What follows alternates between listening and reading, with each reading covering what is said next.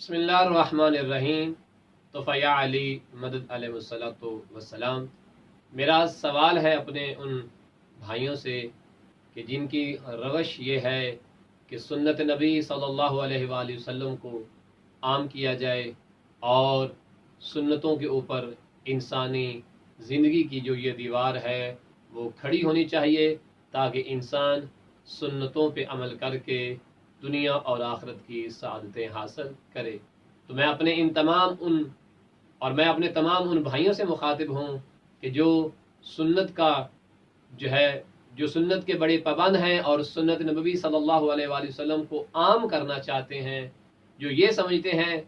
कि मसवाक करना भी सुन्नत है, यकीनन सुन्नत है, जो ये समझते हैं कि पाँव की जो शलवार है वो नमाज के वक्त या आम रूटीन में टुखनों से ऊपर होनी चाहिए या टुखनों तक होनी चाहिए, जो ये समझते हैं कि चेहरे पे दाढ़ी का होना सुन्नत नबवी है, लिहाजा चेहरे को हमने खुबरू बनाना है सुन्नत नबवी से, जो ये समझते हैं कि नमाज में फ़राइज़ के बाद हमें नवाफल और सुन्नतों को भी आम करना चाहिए, जो ये समझते हैं कि पानी 3 दफ़ा रुक रुक के पीना ये आका की सुन्नत है, जो ये समझते हैं कि जब खाना खाना है तो बड़े एहतराम से बैठना है, ये सुन्नत है। इन तमाम भाइयों से कि जो सुन्नत की पैरवी करते हैं, सुन्नत को आम करना चाहते हैं, क्या इमाम हुसैन से मोहब्बत करना सुन्नत रसूल खुदा नहीं है? क्या गमे इमाम हुसैन में रोना सुन्नत रसूल खुदा नहीं है? क्या इमाम हुसैन अलैहिस्सलाम से रसूल खुदा मोहब्बत नहीं करते थे? क्या जब जिब्राइल ने इमाम हुसैन की शहादत की खबर दी तो रसूल खुदा खुश हुए थे या आप गमगीन हुए थे, या आपकी आंखों से अश्क मुबारक बहे थे? फैसला आपने करना है। अगर मसवाक करना सुन्नत है और बाकी मामलात सुन्नत हैं तो फिर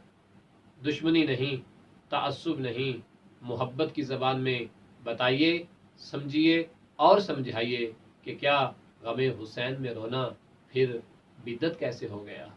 जबकि ये भी सुन्नत है और सही हदीसों से साबित है कि जब शहादत इमाम हुसैन अलैहिस्सलाम की जनाब हज़रत जिब्रील अलैहिस्सलाम ने इतला दी, आपके और हमारे नबी हज़रत मुहम्मद सल्लल्लाहु अलैहि वसल्लम रोए भी थे और जिब्रील ने जाकर आपको करबला की वो तमाम जगह, वो तमाम मकामात भी दिखाए थे कि जहाँ जिसने कैसे शहीद होना था, और उम्मुल मोमिनीन जनाब